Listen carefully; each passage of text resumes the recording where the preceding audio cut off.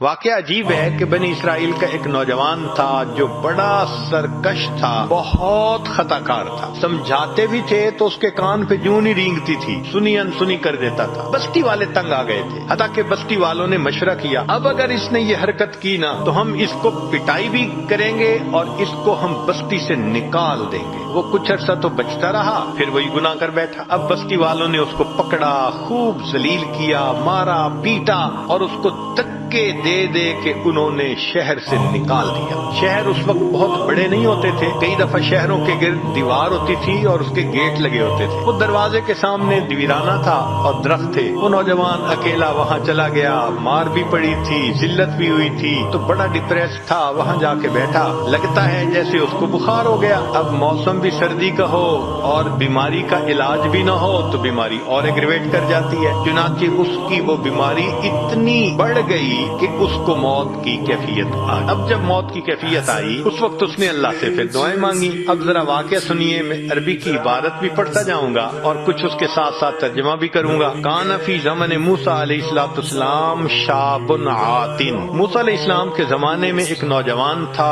جو بڑا سرکش تھا، مسرف علی نفسہ، اپنی جان پہ بڑا ظلم کرتا تھا۔ فاخرجوہ من بینہم لسوء فعلہ، بنی اسرائیل والوں نے اس کی بدکاریوں کی وجہ سے اس کو بستی سے نکال دیا تھا۔ فحضرت الوفات فی خربۃ علی باب البلد، بستی کے دروازے پر ویرانے میں اس کو موت آ گئی۔ فاوحی اللہ تعالی، جب اس کو موت آ گئی تو اللہ تعالیٰ نے موسیٰ علیہ السلام کی طرف وحی نازل فرمائی، اے میرے پیارے موسیٰ علیہ السلام، ان ولی من اولیائی حضرہ الموت، میرے اولیاء میں سے ایک ولی کو موت آ گئی ہے۔ فاحذرہ، آپ جائیے، وغسلہ، اور اس کو غسل دیجیے، وصلی علیہ، اور اس کا جنازہ پڑھیے، وقل لمن کثر عصیانہ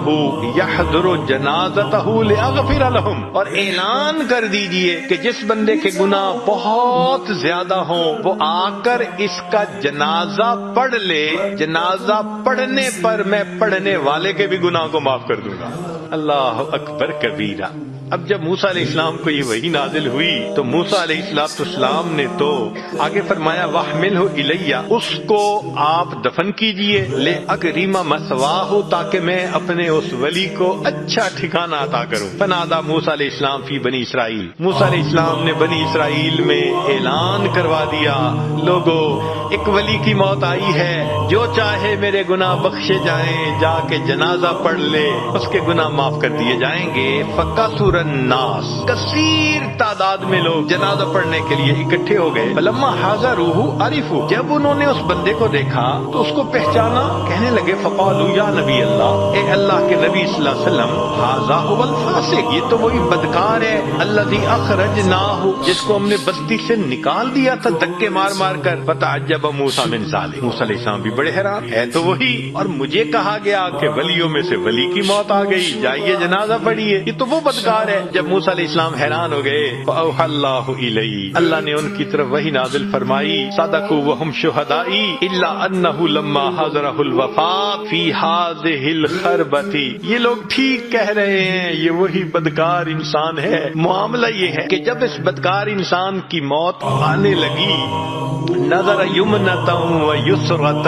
اس نے اپنے دائیں طرف دیکھا اور اس نے اپنے بائیں طرف دیکھا، فلم یرا حمیما ولا قریبا، کوئی اس کا دوست نہیں تھا، کوئی اس کے پاس رشتہ دار نہیں تھا۔ اس وقت اس نے فریاد کی، اللہ کوئی میرا یار ہوتا جو یاری کرتا، دلدار ہوتا دلداری کرتا، میری ماں ہوتی غمخواری کرتی، میری بیوی پاس ہوتی خدمت کرتی، اللہ میرے پاس تو کوئی بھی نہیں۔ اور اے اللہ ورآ نفسہ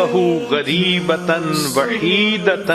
ذلیلۃ منکسرۃ، اور اس نے اپنے آپ کو دیکھا، اے تنے تنہا ہوں، اکیلا ہوں اور دل ٹوٹا ہوا ہے اور گھر سے اس کو دھتکار دیا گیا۔ اس وقت اس نے یہ کہا،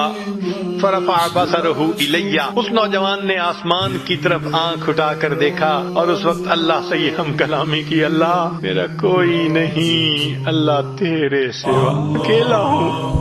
کوئی دوست نہیں، کوئی رشتہ دار نہیں، کوئی غمخوار نہیں، میں کس حال میں ہوں، ذلت اور پستی کی کیفیت میں۔ اے اللہ، فرفع بصرہ الی، اور اس کے بعد اس نے عجیب بات کی، کہنے لگا الہی عبد من عبادک، تیرے بندوں میں سے ایک بندہ تو ہوں نا، گناہگار صحیح، تیرے بندوں میں سے خارج تو نہیں نہ ہوا، بندہ تو ہوں نا میں تیرا، الہی عبد من عبادک، اللہ تیرے بندوں میں سے بندہ ہوں، غریب فی بلادک، اپنے دیش سے مجھے دھکے دے کے نکال دیا گیا ہے، لو علمت ان عذابی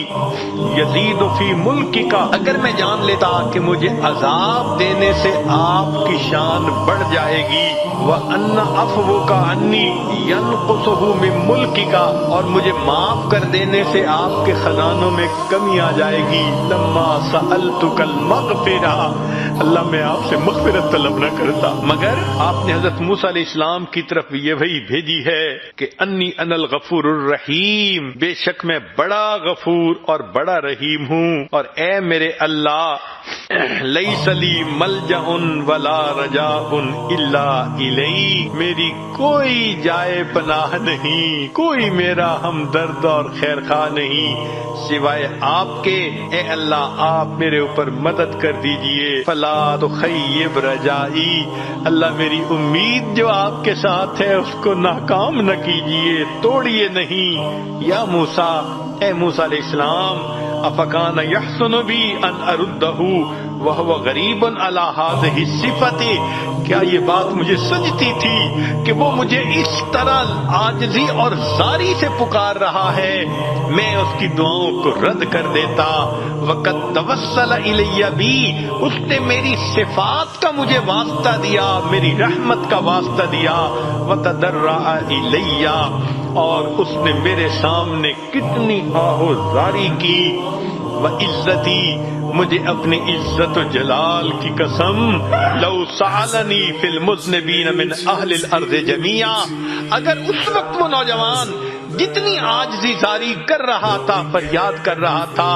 وہ ساری زمین کے گناہگاروں کی معافی کے بارے میں بات کرتا، لَوَهَبْتُهُمْ لَهُ لِذُلِّ غُرْبَتِهِ، میں اس کی دعا کو قبول کر کے ساری دنیا کے گناہگاروں کو معاف کر دیتا۔ اللہ آپ کتنے مہربان ہیں، ایک بندے کی فریاد آپ کو اتنی اچھی لگتی ہے، آپ فرماتے ہیں ساری جہان کے خطا کاروں کو میں معاف کر دیتا۔ اللہ تعالیٰ کے فرماتے ہیں یا موسیٰ انا کہف الغریب، جس پردیسی کا کوئی وطن نہیں ہوتا اس کی جائے پناہ میں ہوتا ہوں، وحبیبہ، جس کا کوئی دوست نہیں ہوتا اس کا دوست میں ہوتا ہوں، وطبیبہ، جس کا پرسان حال کوئی نہیں ہوتا اس کا پرسان حال میں ہوتا ہوں، وراحمہ، اور جس پر ترس کھانے والا کوئی نہیں ہوتا اس پر ترس کھانے والا میں پروردگار ہوتا ہوں۔ جب پروردگار اتنے مہربان ہیں کہ بندے پہ